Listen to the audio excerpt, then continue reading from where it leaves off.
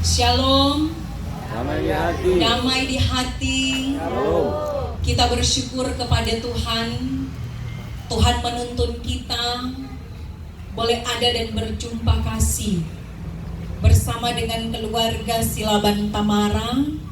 Bahkan juga bagaimana kita boleh bersuka cita karena Bapak Antoni boleh ada di usia yang ke-62 tahun. Dan dalam satu persekutuan yang beribadah di sore hari ini, maka pasti ada sebuah pengakuan dari keluarga bahwa 62 tahun yang dinikmati oleh Bapak Antoni semua karena anugerah Tuhan. Bersyukur kepada Tuhan, 62 tahun so di usia lanjut masih diberikan kesehatan, kekuatan, bahkan terus diberkati oleh Tuhan. Solansia Mardapalia belum lansia. Jadi bersyukur kan, semangat. Solansia solanjut usia martu semangat masih sama deng pemuda. Kita bersyukur semua itu Tuhan dah kasih. Oleh sebab itu, dalam perjalanan kehidupan keluarga ini, bagaimana keluarga merespon dengan beribadah bersama. Di dalamnya kita terundang, bahkan di dalam ibadah ini juga ada firman yang telah kita baca bersama dalam Mazmur pasal 25 ayat 4 dan ayatnya yang kelima. Saudara-saudara, dapat kita katakan bahwa hidup ini adalah pilihan.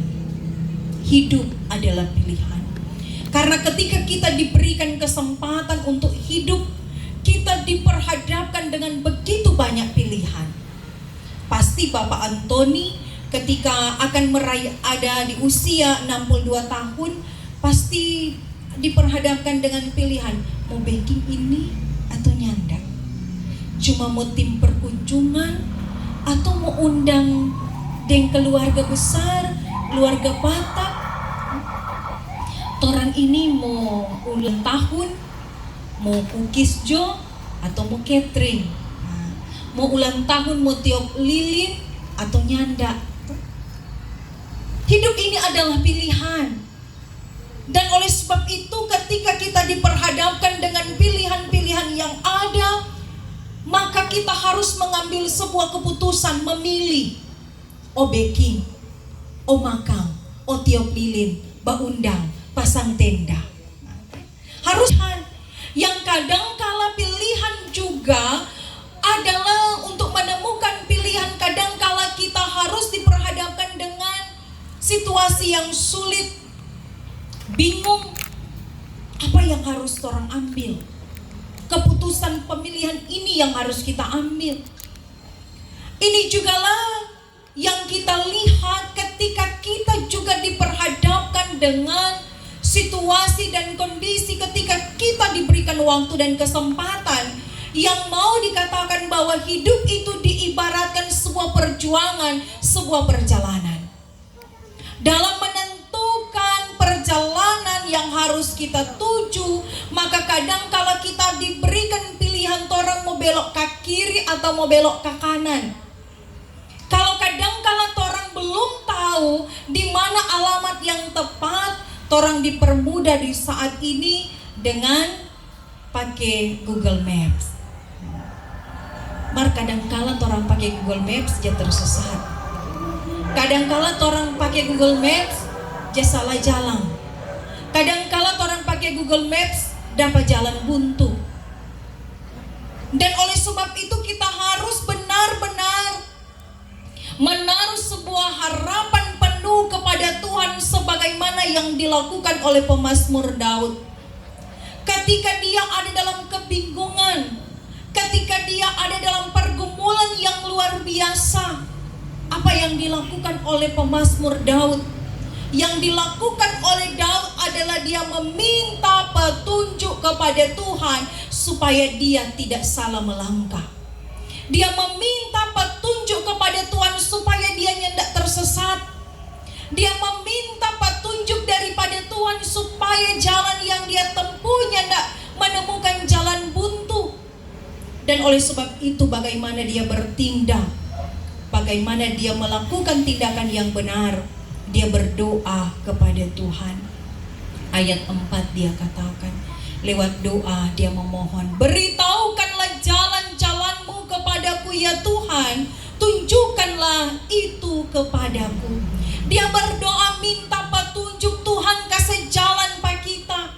Dan kita melihat bersama bahwa pemazmur Daud pada waktu itu dia adalah seorang raja, tetapi dia tidak mengandalkan kekuatan yang dia miliki, tetapi dia tetap mengandalkan kekuatan yang berasal dari Tuhan.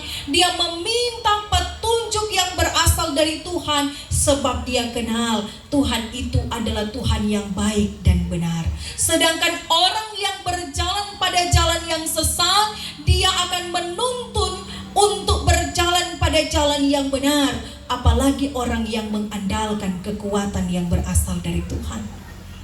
Bahkan juga dikatakan bahwa dia meminta petunjuk yang berasal dari Tuhan, sebab dia tahu bahwa jalan Tuhan adalah kasih, setia, dan kebenaran. Selanjutnya, bagaimana ketika dia meminta petunjuk daripada Tuhan, hal yang selanjutnya yang dilakukan oleh Daud adalah dia berserah kepada Tuhan. Ayatnya yang kelima dia katakan, bawalah aku berjalan dalam kebenaran-Mu. Habis dia minta petunjuk, dia berserah Tuhan. Tuhan jo atur, bawa di mana kita.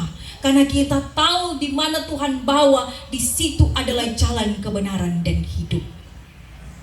Selanjutnya, sambil dia berserah, dia memohon, ajarlah aku. Tuhan kasih ajar supaya dia mampu bertindak hal-hal yang baik dan benar yang sesuai dengan kehendak Tuhan. Karena apa? Dia katakan selanjutnya, karena Engkaulah Allah yang menyelamatkan aku, Engkau ku nantikan sepanjang hari.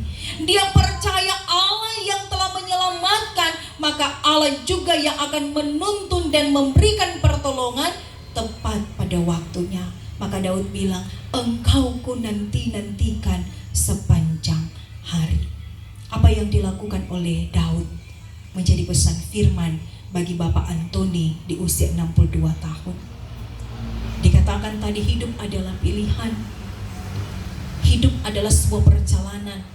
Oleh sebab itu, ketika ada di usia 62 tahun, tetap meminta petunjuk daripada Tuhan. Itu yang pertama, berdoa, Tuhan kasih tunjuk. Kita mesti melangkah ke mana? Tuhan kasih tunjuk, kita mesti pilih yang mana? Tuhan kasih tunjuk, kita mesti backing apa? Torang mesti minta Pak Tuhan supaya torang diarahkan oleh Tuhan. Jangan torang pikir torang hebat, torang mampu, torang semuanya tidak butuh Tuhan. Pada akhirnya torang berjalan pada jalan yang sesat yang membawa kita jatuh di dalam dosa. Jadi Bapak Antoni 62 tahun minta petunjuk dari Tuhan supaya 62 tahun terus jadi berkat, 62 tahun jadi teladan, 62 tahun terus menyenangkan hati Tuhan. Yang kedua, ketika telah berdoa dan meminta petunjuk dari Tuhan, berserah kepada Tuhan. Percaya rancangan Tuhan penuh dengan damai sejahtera. Jadi jangan pernah takut, jangan pernah cemas, jangan pernah khawatir. Ketika kita menyerahkan kehidupan kita kepada Tuhan, maka pasti Tuhan akan menyediakan segala sesuatu yang terbaik dalam kehidupan kita.